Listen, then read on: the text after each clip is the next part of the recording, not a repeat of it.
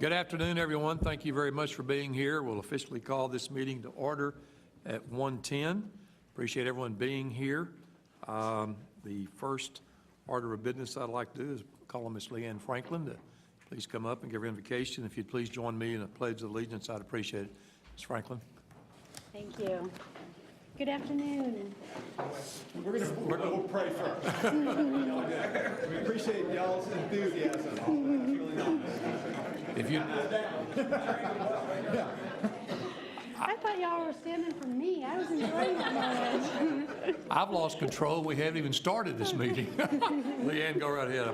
Thank you. I'm so happy to be here this afternoon. Thank you for everyone for being here. And I just want to take this moment and pause and celebrate and look back, not too far back, but just to last week. A lot happened last week. It was Nurses Week, and we got to celebrate how many nurses, Wanda?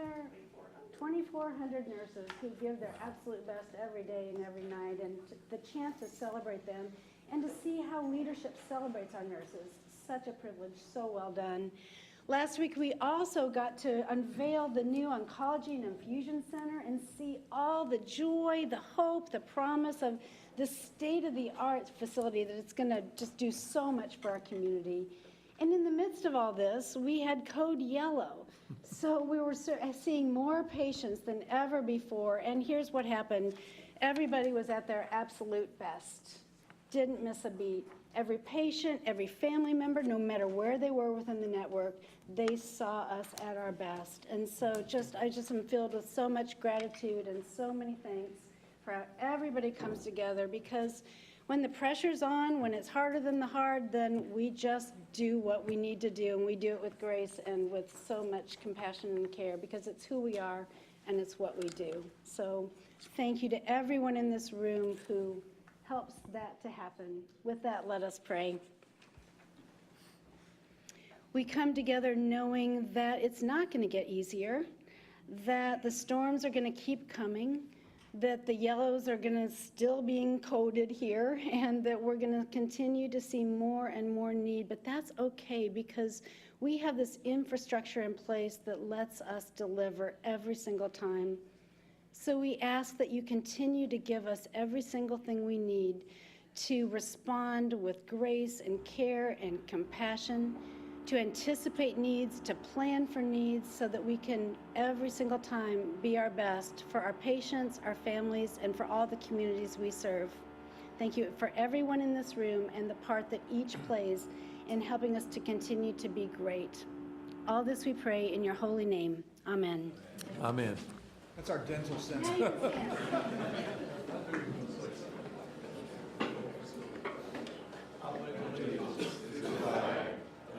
States of America, and to the republic for which it stands, one nation, under God, indivisible, with liberty and justice for all.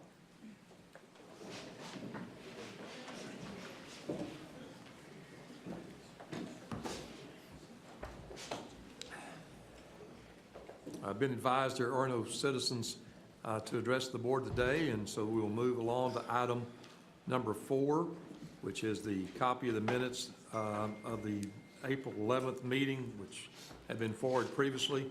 If there's any discussion, I'd be glad to entertain it. I would make one comment in those minutes. It refers to a questionnaire that we anticipate to have gotten to you by now. It is being worked on. That questionnaire to ask y'all some things about, obviously, if we have a retreat, anything has to do with post-bond, which Robert will update everyone on later, so that will be forthcoming. It is in the minutes. But other than that, if there's no other discussion, we have a motion for approval. Second by Mr. Zimmerman. All those in favor say aye. Aye. Thank you so very much. Item number 5. I'll just say 2 things. Leanne, I always love the way you make your presentation, and I'm so glad I get to do the pledge following you, because I'd hate to try to have to just start talking. You do such a marvelous job. You did mention the Code Yellow on behalf of this board, and I will note all 11 board members were here today, and with all the busy schedules, I appreciate everybody being here. You mentioned Code Yellow. I was in the hospital a couple times this week. I'd never seen the top floor of the garage in all the years I've come to the hospital. And because we were so busy and staffs were so busy, on behalf of the board, I want to express a special thank you to everyone, Robert, for the leadership and the people in this district. I actually person picked me up on the fourth floor. It's picked up a lot of people. And they said, well, you probably hear them in golf carts a lot. And I said, I don't play golf, but you'd provided assistance for people that were parked in the garage. So again, a lot of stuff goes on. A lot of people don't know. Code Yellow, we know how important it is and how busy you are. So thank y'all very much. The other thing is, as part of my comments, two other issues. One is I get to sit here each month and tell you about all the things I attend. I'm not going to do that today. Sometimes I steal Robert's thunder. My gosh, you mentioned the opening of the cancer. What a phenomenal. I thank the board members. I believe 5 of you were there, even after we'd had a planning and a finance committee. And Robert so noted that in his opening comments at that presentation. I thank y'all very much for being there. We've also had our excellence in nursing. I know Robert will want to make a few comments there, so I'm going to leave those for him. But again, I thank all the board members who participate. One I did get to participate in addition to those, is we just recently had the Dallas-Fort Worth Hospital Council. This is all the healthcare in the area. We had 3 phenomenal individuals that were nominated for Employees of the Year, Heather Scroggins, Hugo Cantu, and Dr. Richard Teams. So again, a continuation of our people doing remarkable work and being recognized in the community. And other than that, I thank y'all all for being here. And Robert, I'll move it to you at this time. Great. Thank you, Mr. Chair. Couple things to the chair's point. We did have Nursing Week. And Nursing Week is one of those special times for us, just like Hospital Week and many other department celebrations that we have, is to celebrate the good work that people do. And when you have over 2,400 nurses working at a facility, they're such a significant part of the healthcare delivery system, it's powerful. One of your colleagues presented our keynote address, and Amanda did an incredibly good job, and we appreciate you being here and doing that. And she had us laughing, and she had us understanding the sincerity of what it's like that she went through with her mother being here and the powerful role that nurses play. And it was a really nice speech, so we appreciate that. Y'all stay tuned, because there's still a few of you on this board that have not given this speech, so be ready, because you will ultimately be asked to do that, hopefully, because you're board members and you do such a good job, and you represent a side that our nurses need to see and know. And I also want to thank Mr. Zimmerman and Pastor for coming, because your attendance at those mean a lot to the team and the staff, and it is very helpful and greatly appreciated. So thank you, and we know how tough schedules can be. To the same, thanks to those of you who attended the Oncology and Infusion Center. That was a really well-attended event. We had a nice turnout of both physicians, cancer patients, community leaders, you as board members. You all, when you came into the board meeting today, saw a lot of pictures of that ceremony, and that was a really nice ceremony. And the greatest thing is it doubles our space, gives us 51,000 square feet of space to provide care to people who hopefully we can not only extend their life, we can make their lives better when they are told that you have cancer. And I've always mentioned that cancer is a battle that we would rather fight in the first round than the 12th round. And if we get it in the first round, we got a really good chance of a knockout. 12th round makes it just more challenging, but we'll take that on too. But if we can reduce the number of people that have stage 4 cancer by what we do in our primary care settings and what we're doing to get advance of that, that's going to be a huge contribution that JPS brings to this. The other thing that was exciting was our partnership with the Moncrief UT Southwest Cancer Center and what we're doing there. And then we also had nice turnout from Baylor administration. The ground is owned by Baylor that the building sits on, but there's also a conduit or a tunnel between the two, between Baylor and that building, and that may well serve as a nice way to bring patients over to the cancer center. Yeah.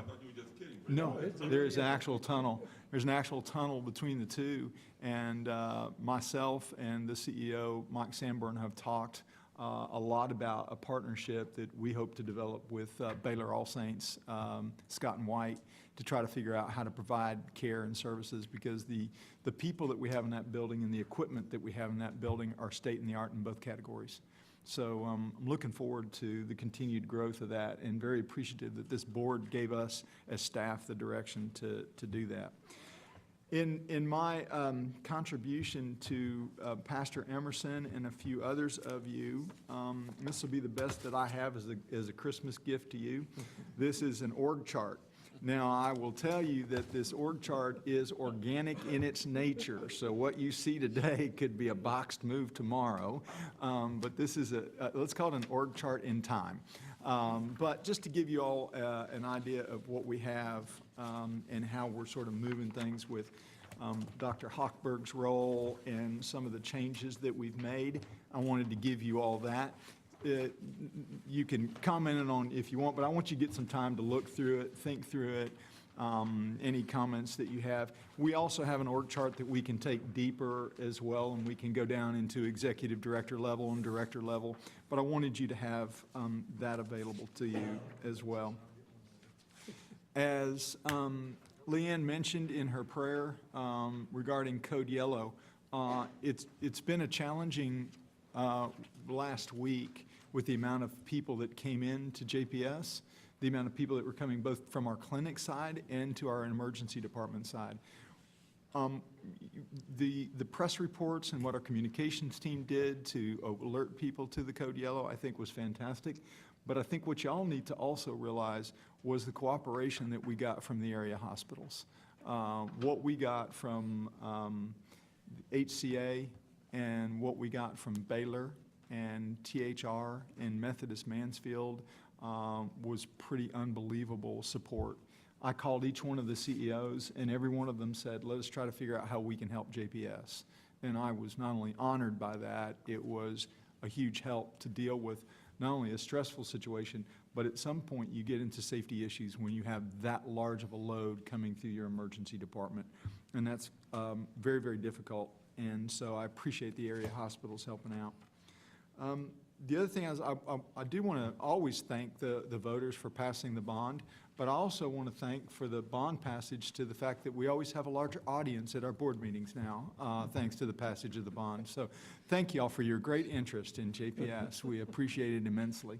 I'll also tell you that there is a process, and in that process, and it's probably good that you all are here so you can hear this, because I think after 6 months of a bond package, the question is, where are you going? Where's your buildings? And where's your architect? And why aren't we building? And I didn't see a bulldozer when I came into the parking garage.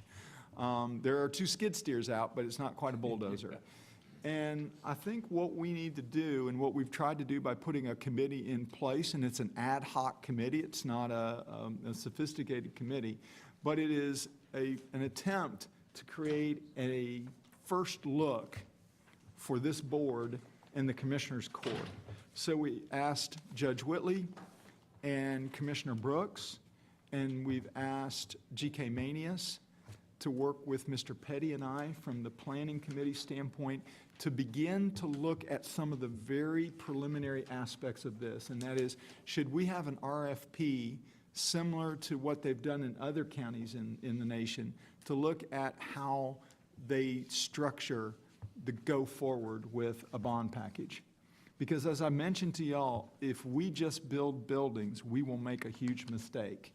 It's the strategic approach to what goes in the buildings and what services and what type of priority list you put to those. And that priority list is going to be difficult because everybody is a photo finish for first and a priority. But you have to figure out your money and the smart use of it. So we have done some really good work, I think, and a lot of due diligence to finding other hospitals, both private, not-for-profit, and public settings that have passed recent bond packages that will give us a clue to the ways we should go in looking at how to do that. You don't want to bring on just a project manager to figure out how you manage your building growth. You really want to look at efficiencies so we can figure out how to pay the debt.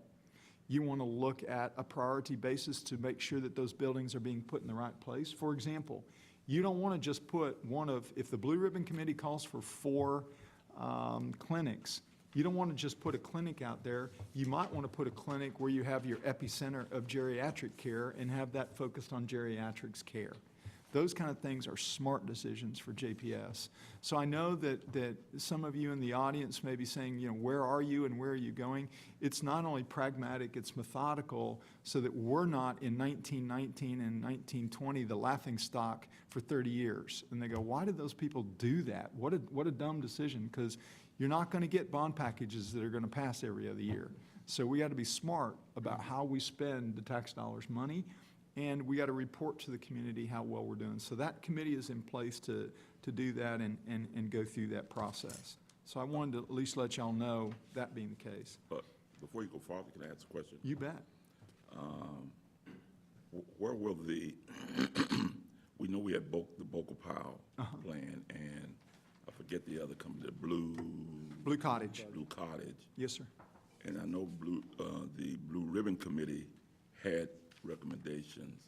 So how do we package that so that when the committee you just talked about, that team looks at it, are they going to, I guess I'm asking, what master plan or what, You bet. where's that we look at to move forward? All of that really rolls into a lot of what the Blue Ribbon Committee had suggested, and that I think will be a nice foundation. For example, let me use the point I raised earlier about 4 clinics. The recommendation in the Blue Ribbon Committee is 4 clinics.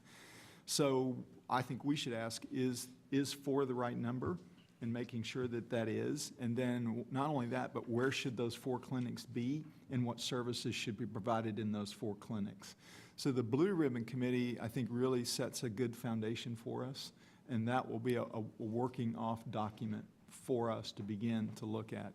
Then the work that we've done that have complemented the Blue Ribbon Committee, going back to Blue Cottage and the Boca Powell plan, what we do with ambulatory surgery. For example, we feel strongly that there should be an ambulatory surgery center, and what should go in it, in addition to some of our clinics and moving them off of our 2nd floor and moving them over there. And what kind of participation can we have from our doctors? Because if you get some kind of participation, it may make a difference in the amount of cost of it and what is being brought to the table. So I think if you go back to the Blue Ribbon Committee, it is still our basic foundation by which we'll pivot off of. So good question. So what you're saying is there's this working group that you'd identified, and it'll work through the planning committee of this board, ultimately to come to us. Yes, everything from that working group doesn't make decisions. They're just trying to help align matters so that we can come back to the board and the court and say, hey, we're going to put out an RFP, and this RFP is going to look at not only the project management of this, but it's going to look at the efficiency models and who we ought to look from a consulting standpoint to help us with efficiency before we build the first building. And nothing will be done unless it's approved by this board and approved by the court. And I think some are going to get antsy saying, well, is this working group going to be making these decisions? No. And your vernacular is even better than mine in that the working group is probably a much better deal.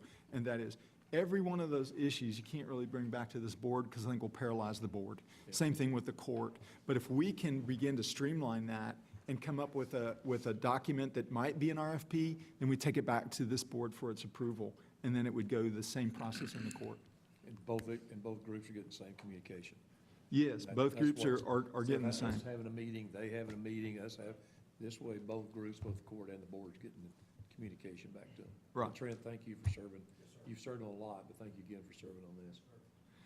So, and with the role Steve played on our Blue Ribbon Committee and the role that Trent played on our Blue Ribbon Committee, they'll be hugely helpful for the board because they were there in a lot of those preliminaries. And for those of you new members, I think both Steve, Dr. Simmons, and Trent Petty will be hugely helpful to y'all because they'll give you the history without you all having to go through every one of those stages of each one of those plans. Well, if you, just by osmosis, it might help you, and that'll be good. Get you moving along, Mr. CEO. So I wanted to sort of go over that with you. The other thing that I want to mention to you is the structure that Neil and Adams and I are working on to try to figure out the role of a vice president of legal services at JPS to try to figure out what we do in a growing organization and changes that are happening at JPS. And I want to thank Neil for not only his support, but his working approach to dealing with that as we try to figure out the answers for JPS from legal standpoints and where we're going on that. So thank you on that. I will have one item in closed that I would like to bring up to y'all's attention as well, but it deals with a real estate matter, and so I'll be dealing with that in closed. But Mr. Chair, that I believe is all I have. Yes, sir. Robert, in regards to the code yellow last week, what was the cause? I mean, flu, is it? No, and that's our challenge. That Experienced the same? they were seeing numbers, but not quite as large as ours. One of the challenges that we are significantly having is voluntary psych patients and involuntary psych patients.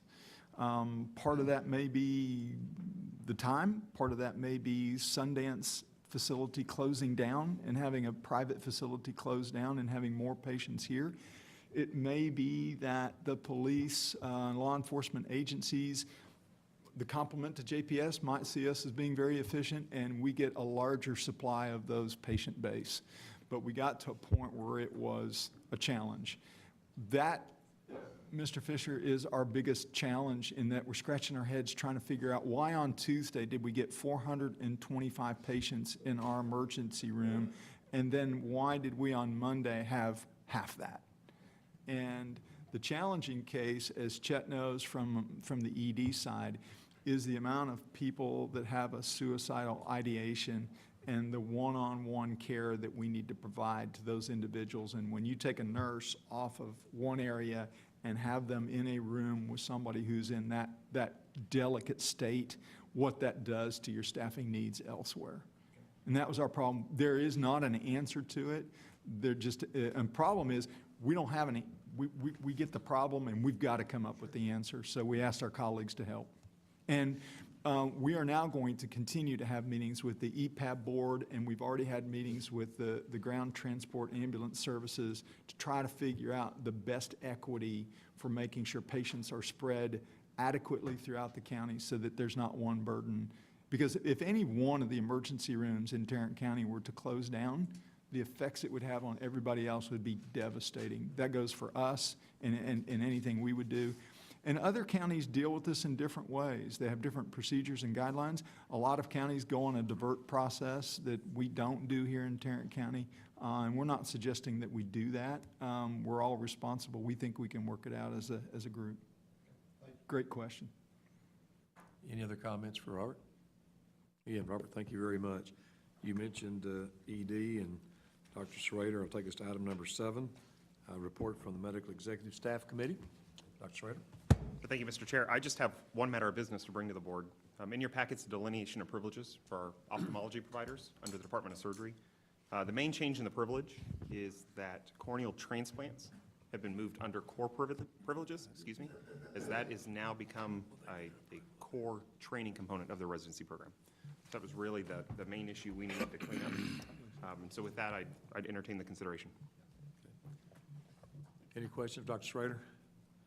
Would you entertain that as a motion? Dr. Schrader, is that what you're needing for the approval? Yes, sir. And I'd entertain a motion. I have a motion by Mrs. DeBose and a second by DT. I think you beat him. All those in favor say aye. Aye. Opposed, no. Chet, thank you so very much. Which will take us to item number 8. And I'd ask Dr. Hotchberg to come up, and we will get a report from the acclaimed physician group. Michael, the floor is all yours.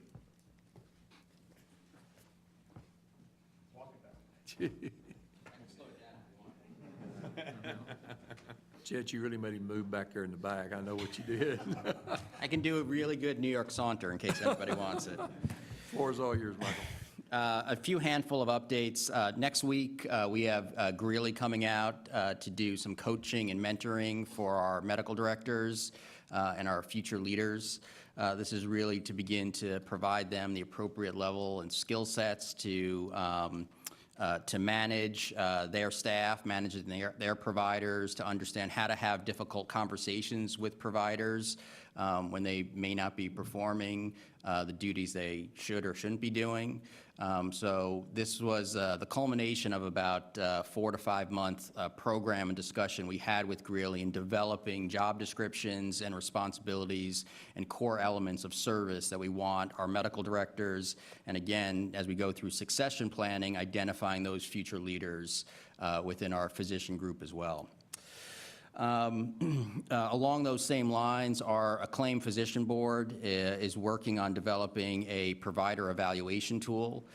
This is one that would enable all our physicians and APPs to have a standardized process in which to determine their quality, their efficiency, how they work, all those elements there. And so this is a task that the physician board has taken on to try to achieve, to create that standardized 360 tool.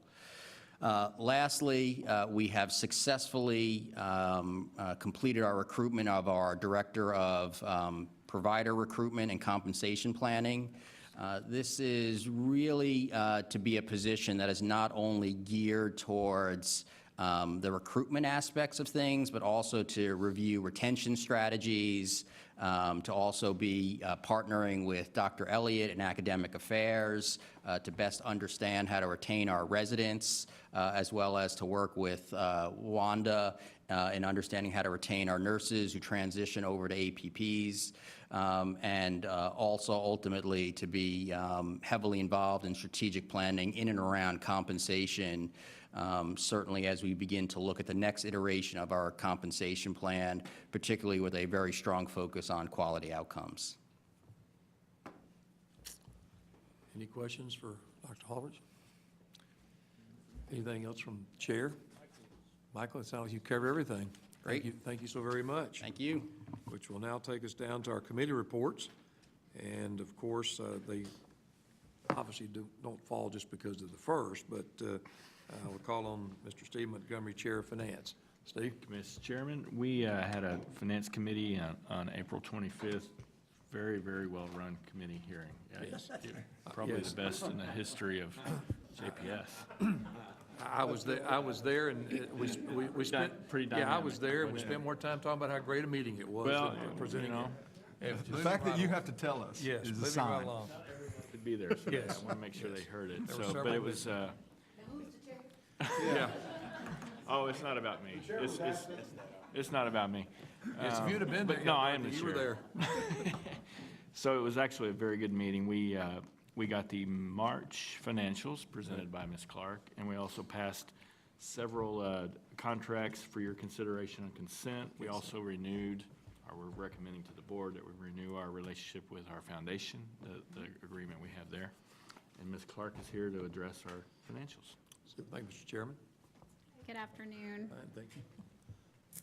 All right, so for March, I'm going to cover this again at a very high level. We went into some detail back a couple of weeks ago at Finance. But as a reminder, the hospital, when we compare the volumes to budget, they were a little low, about 3% lower than we thought we were going to be.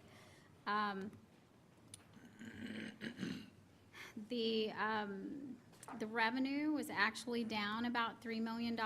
You can see there we came in at $83.5 million, but we were also about $3.9 million under in expenses. So we finished the year at about, or the month at about $1.5 million compared to a $691,000 budget, which was favorable. The Acclaim Physician Network, they came in about $78,000 under their budgeted loss, so that was favorable.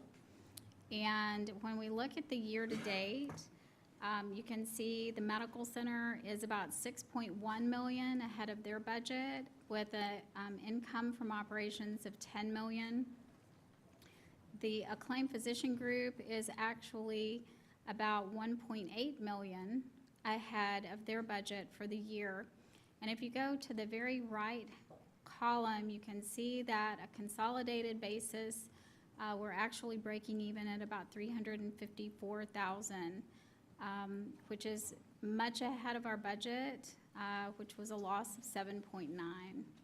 When you add our interest earnings to that, our net income for the first 6 months of our fiscal year is just over 9.7 million.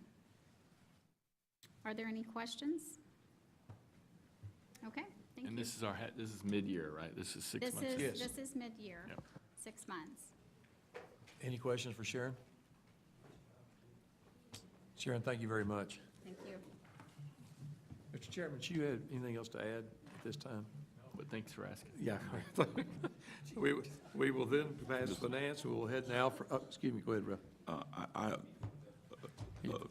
When Steve gave his report, he talked about the relationship between the foundation and the board. Right. I'd like to know if there's somewhere we can that could be an item to discuss in board meeting on the agenda on what we see is really the function of the foundation and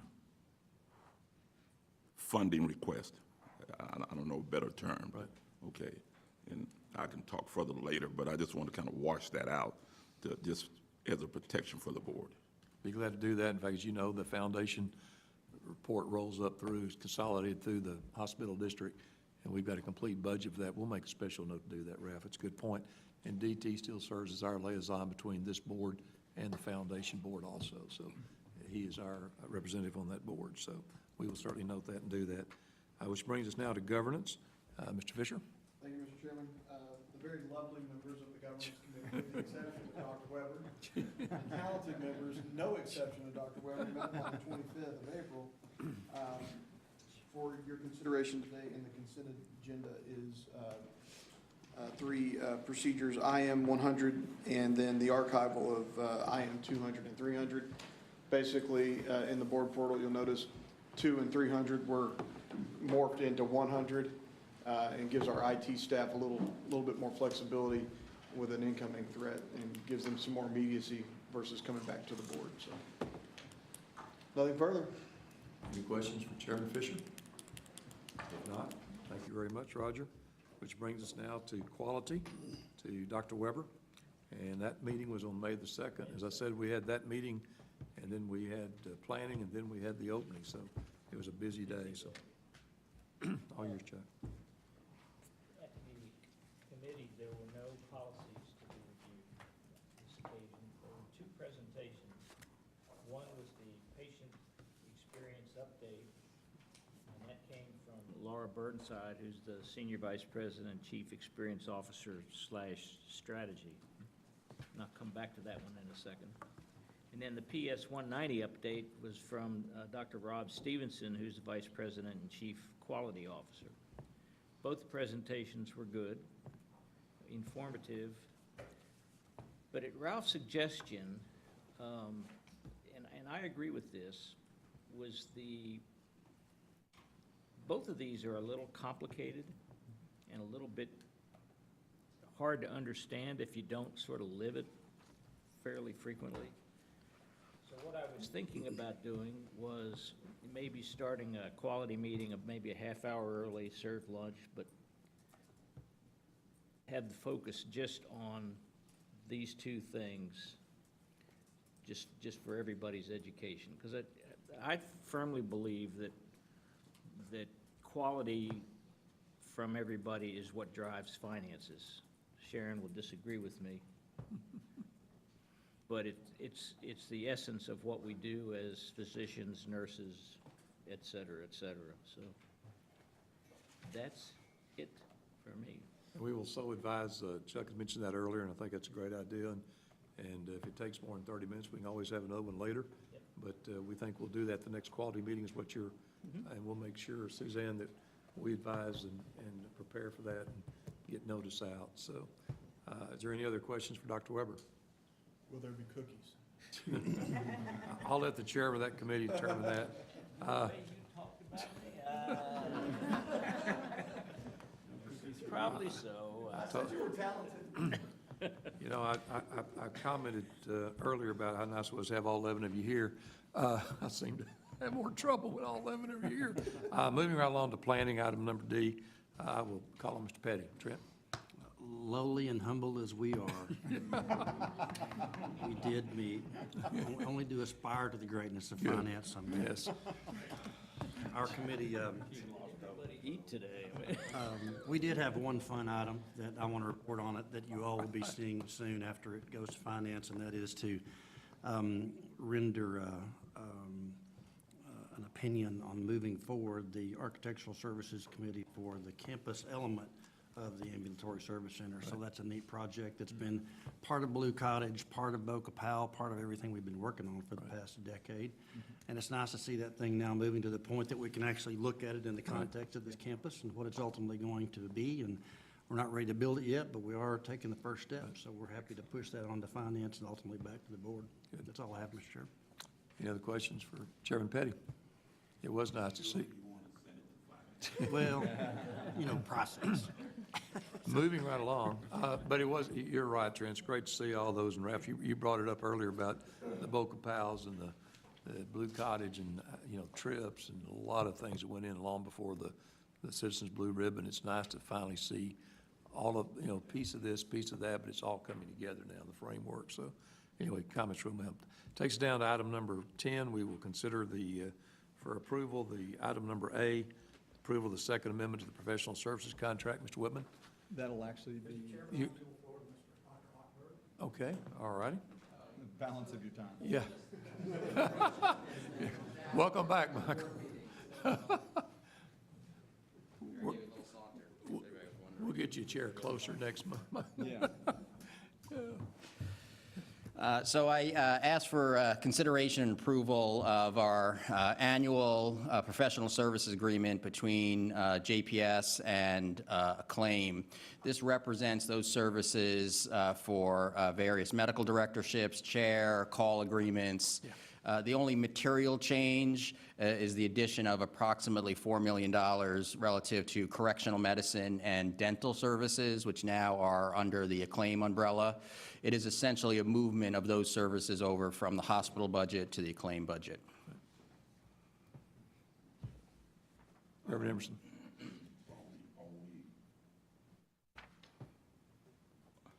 There's a need to approve this today. So this has been, these are services that we currently contract, that we provide, and then get passed through to our various providers. So it's for call coverage, for various leadership positions. So those are duties that are currently being performed by our physicians and our providers. Because I understand, I recognize that as I look at the document that explains what's taking place. What I would ask is, what is the diversity breakout for Acclaim? I'm not asking you that now. Right.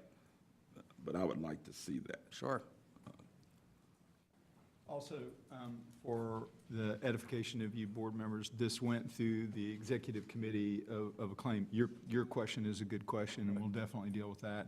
But also, you're getting it as it went through the process of the executive committee of Acclaim, and now it's coming to the full board, which all issues of Acclaim do. Yeah, that's,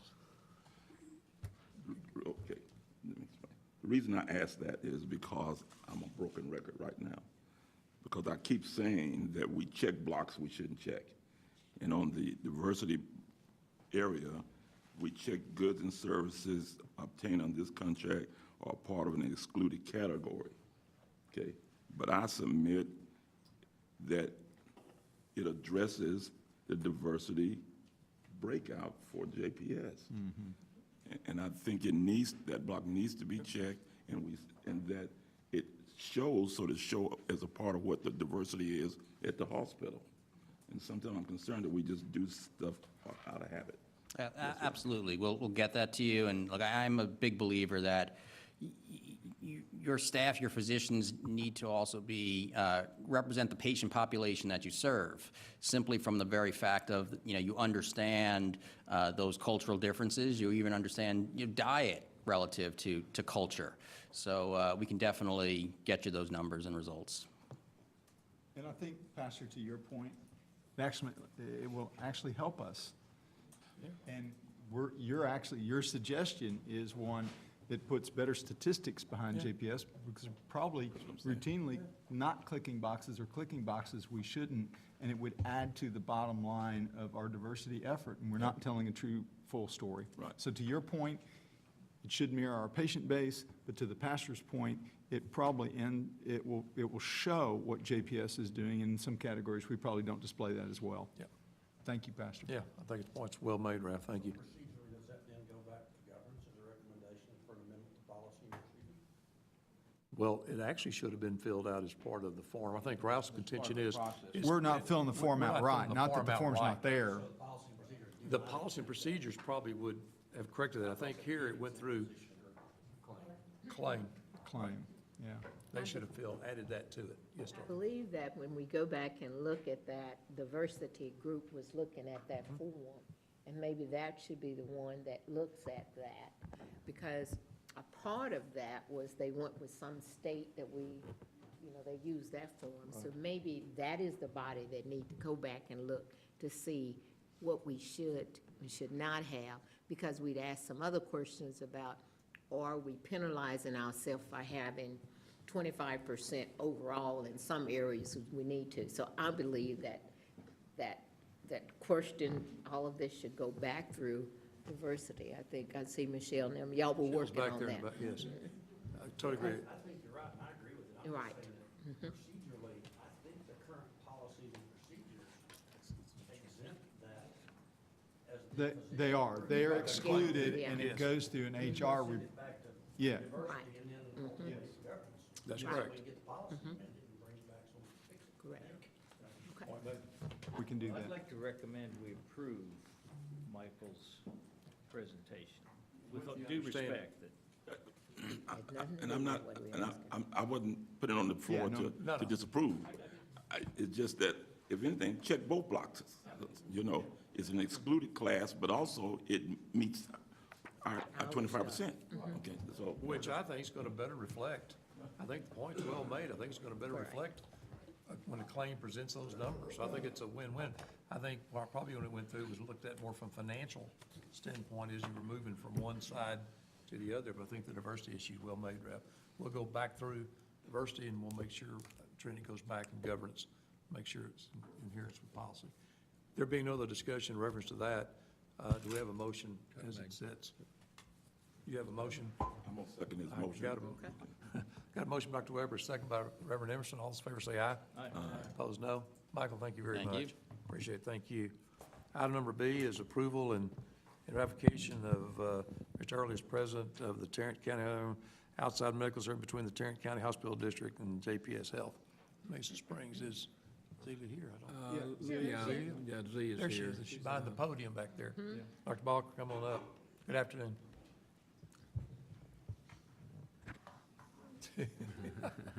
We'll let you sit at the table. Yeah, Good afternoon. good afternoon, Zelia. The agreement before you is for us to be able to contract with Mesa Springs, which is a freestanding psychiatric hospital that treats adolescents and adults. Right now, we have one main hospital that we utilize for outside medical service agreements, and allowing us to contract with Mesa Springs will give us other options for our patients to go to. The outside medical service agreements contracts are for individuals that are waiting in our psychiatric emergency center for admission, and we are at capacity at Trinity Springs, and we do not have the capability to move them to an inpatient bed in a timely manner. And so that would be the purpose of this contract. Yeah, and let me comment, you've got approval and ratification of Robert Early executing this agreement as well as item C.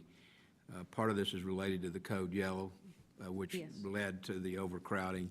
Mesa's not new to the organization. We've contracted with them in the past. And so that's the reason, because there was an emergency that had to be dealt with. You're ratifying and you're approving and ratifying the fact that Robert has already executed this contract and met a need that really was, and we don't do this often, and so in this case, it was necessary in order to meet the patient demand. Yeah, and to Neil's point, the reason this is here and I have the authority is because when we get in adverse times like a code yellow, we have to look at all possible options that we have to move patients. And that's what, that gives us the flexibility during a code yellow when we call one, to be able to look at any and all options, particularly in the area of psych patients, because that tends to be our more volatile and our more challenging population. Any questions regarding item B? If not, If I may, just on this, and Zelia, this, Yes, sir. on these kinds of deals, do we typically get, this is gonna be a dumb question, but I'll ask it anyway, like market rates? I mean, when they, they know we're sort of in a tight spot. I mean, are we, This contract is for a daily per diem of Okay. $625 a day, which is an excellent rate. okay, And then we also have case management, monitoring these patients. So we monitor for clinical quality as well as length of stay while they're utilizing these beds, so that everything is tightly monitored. They're merely a backup too. I mean, Right, as right. the load regresses, then it comes back to the hospital too, so. thank you. You're welcome. any other questions? If not, I entertain a motion on item number B. I have a motion by Mrs. DeBose, a second by Mr. Patty. All those in favor say aye. And Mr. Chairman, let me comment on the next one. This particular contract is a work in progress. Still some issues we're working out with THR legally. Hopefully, in fact, we have a meeting on that, a conference call on that tomorrow. What I would ask here is approval, give Robert Early the authority to complete that negotiation with my input as general counsel and execute that contract. Is there any discussion regarding this one? If not, I would entertain a motion with that added to it, with that slight modification. Is there any discussion in reference to this one? Let me make sure I understand. The one that has the blank page, that's what you want me to do? Yes. I don't have the contract. So it's just authority. You're giving for Robert him the move authority to forward complete that negotiate. negotiation and then execute it because of the same very reason, because that gives the hospital two different options in terms of outside services. Actually, on the- more than even two, because this is for, I believe, 5 THR facilities that have inpatient Exactly, yeah. It's psychiatric not just one units. facility. Yeah. Correct. Or but various facilities. It's the same as the Mesa Springs contract. Yes. It is, It's just for yeah. the THR facilities. Pricing the And I same. can't, I won't, It's the same. yeah, price Yeah, is the price is the the same. same, it's just some legal issues we're working out. And I want, this is not to be done without the direct communication and approval of general counsel. Okay. All right. I have a motion by Mr. Fisher. I have a second by Mrs. DeBose. All those in favor say aye. Opposed, no. Thank y'all very much. Zia, thank you very I'm much. going to go behind the podium again. Thank you very much. Item number D, approval and ratification. Robert Early is President and CEO of the Tarrant County Hospital District. Executing agreement between the Tarrant County Hospital District and Tarrant JPS Health Network and Security. Ken? Mr. Carr? Kenneth? Good afternoon. So carry the theme forward. This is for your consideration. This will be utilized during code yellows as well as other unforeseen circumstances, as we may need additional security resources to supplement our current PD services. And it's always nice to have this as the plan B, and we would only utilize it when it is absolutely necessary. Kenny, now you're done with your presentation. Would you hit that mic switch on? There you go. There you go. It is on. Now people can hear what you're not saying. Perfect. Thank you. Thanks, Ken. Everybody hear me? I'm sorry. Any questions? So is this just for patrol or is this the golf carts too? Yeah. Well, sir, that's a great question, because what we actually did was we were actually the ones running the golf carts, and so we needed our other PD in different areas, especially in the ED, to monitor some doors and some exits. And so what we did was we contracted with, currently, we're utilizing this company for the golf carts so that we can deploy our police department in other more critical areas. Okay, thank you. Oh, good question. Good deal. Any more? The golf carts are just to help people in transporting out of, with the oversaturation that we have, helping them move from spot A to spot B. And these 3 items that you see here are as a result of Code Yellow. These are out of the ordinary only because of Code Yellow and the extreme nature in which we get into when we're there. So they don't have policing powers. That is correct. Yes. They do not. And is the total of 4 or just 2? How many? How many are you requesting? Well, so this is an agreement just with them, so we can request it, As you whatever we Right. need. Yes, Okay. ma'am. As needed. All right. Good Okay. question. All right. Yeah, they're as needed, right, Ken? Yes, sir. They meet all of our standard bond and all that stuff. DT, Do they meet standard bonds and legal responsibilities? And the answer to that is, Through the legal counsel as well. Yes. Thank you. we're here for the golf for you guys. Good. You bet. Even when we're not in code yellow, keep them running. I have a motion by Mr. Montgomery for approval. I have a second by Mr. D.T. Wynn. All those in favor say aye. Aye. Opposed, no. Ken, thank you very much. Thank you. Ms. Peoples, Wanda, I can always see you're thinking ahead. You're all ready to come on up here and get started. So consider approval of District Policy PC 1900, Emergency Medical Treatment and Active Labor. Good afternoon, Wanda. Good afternoon. Explain that one. I am here this afternoon to ask your permission for the revision of Patient Care Policy 1900, our Emergency Medical Treatment and Active Labor Act, which is our EMTALA policy. This has been an existing policy, and it's just the revision. It's primarily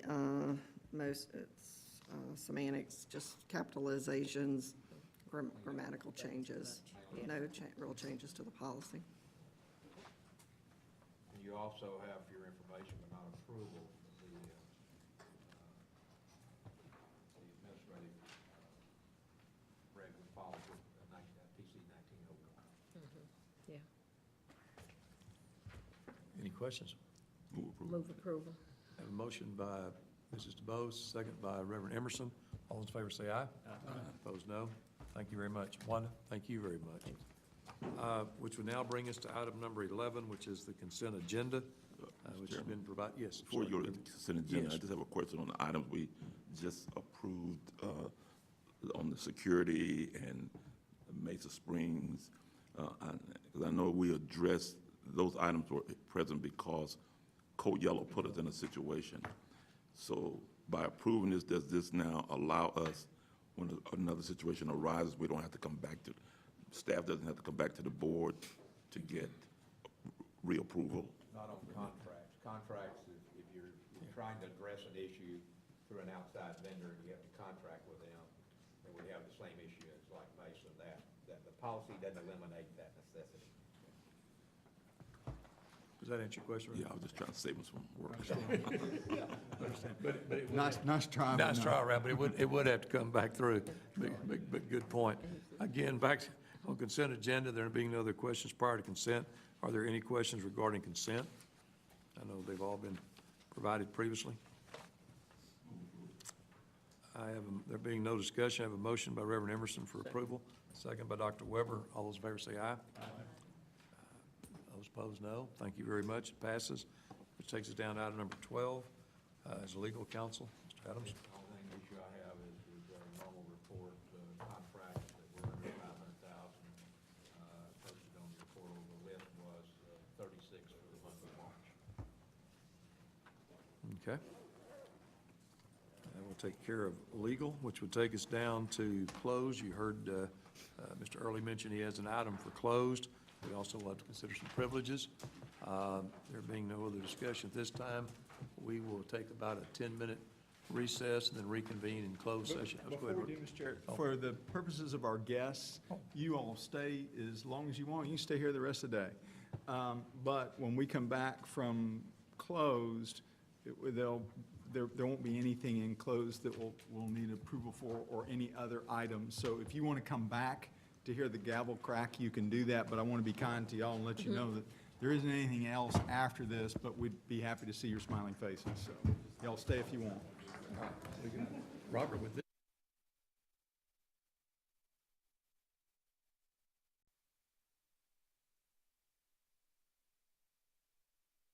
We will now reconvene in open session at 2:50.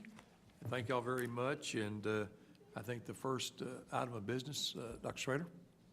Yeah, as discussed in closed session, for consideration of this board, the credentialing packet from our medical staff credentialing activity.